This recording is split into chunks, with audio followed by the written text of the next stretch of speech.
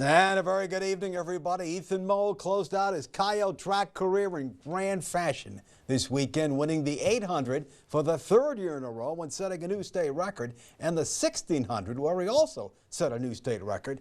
And the win in the 800, well, that was a tight one.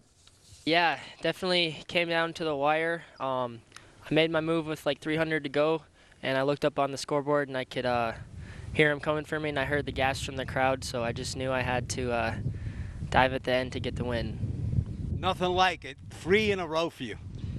Yeah, 3 in a row and is hard to do. I mean, winning as a sophomore is not very common, and then just having the pressure to do it again 2 more times, I mean, it's just really hard to do nowadays.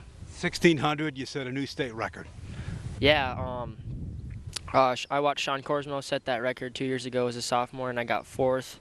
And then last year I got 2nd, which was pretty devastating for me, and I was very disappointed. So coming back to win it and setting the state record, I'm humble and thankful for it.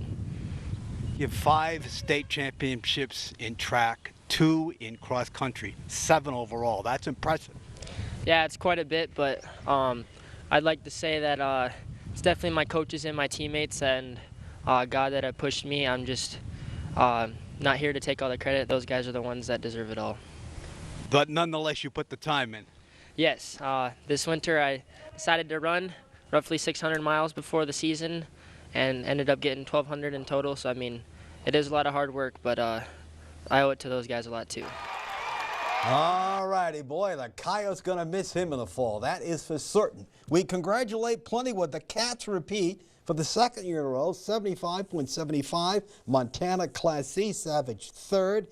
Annie Call wraps up an outstanding career. She's going to be a Montana State Bobcat. Wins the 3200, 11:28.91. Pole vault, 11:06. Teammate Emma Bresdal won the discus, 1:31.04. And the shot, 4.7.25.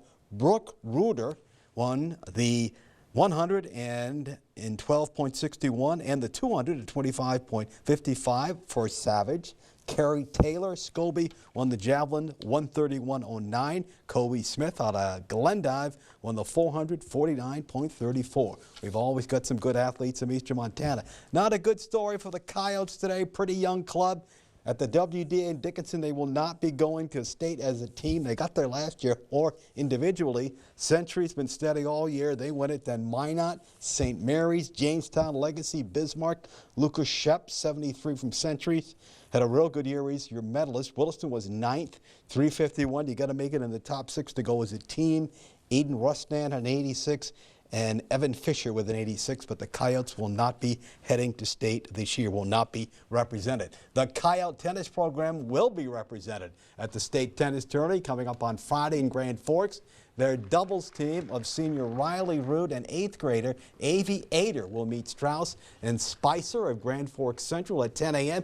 And we also found out today both have been named to the All-WDA team. And Ader, of course, is just an 8th grader, so that's a great accomplishment. And, of course, she's the daughter of a former doubles champion for the Coyotes, Annie Kuster, so we congratulate her. Go get them, girls. After a great comeback win over the defending world champs, Twins looking to make it 2 in a row over the Astros with young ace Joe Ryan on the hill. Let's see how it went. Did not go well. Bottom of the 2nd, Alex Bregman, the old LSU Tiger, with a solo shot off Joe Ryan. 1-zip Astros, not done yet. Still in the 2nd. Chase McCormick with a 2-run homer off Ryan. It's not very often he doesn't pitch well, so 3-zip Astros. Bregman again. This isn't a repeat with a base hit. That's going to make it 3-zip. Twins finally got a run. Christian Vasquez, who helped the Astros win it last year with a base hit. Royce Lewis is going to score. They get beat 5-1. They'll try to take the series tomorrow in Houston. So your final is 5-1. We take a timeout on First News at 10.